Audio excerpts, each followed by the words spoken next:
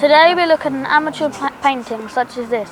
We take it for granted that it should look correct, but this has not always been the case. Early artists used a hierarchical perspective where the most important objects and characters were painted larger and in a higher position. In the 2nd century, Chinese artists began to use a bleak perspective to represent three-dimensional objects on a flat surface.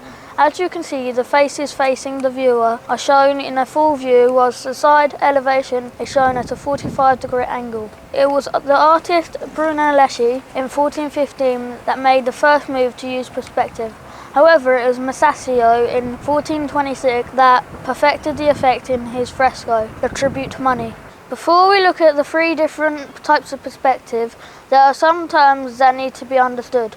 First, perspective lines. These are parallel lines of sight that run towards the distance. Secondly, convergent. As these perspective lines, such as roads, run to the distance, the sides of the road will appear to merge. Thirdly, diminution. This simply states that objects and people further away appear smaller when represented in two dimensions. Next, the vanishing point. This is the point where these parallel perspective lines merge. Foreshortening states that the converging lines will shorten the length of object at an oblique angle to the viewer.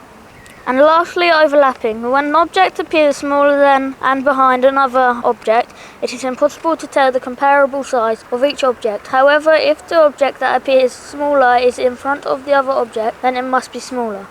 So one-point perspective has one vanishing point, which is on the horizon line.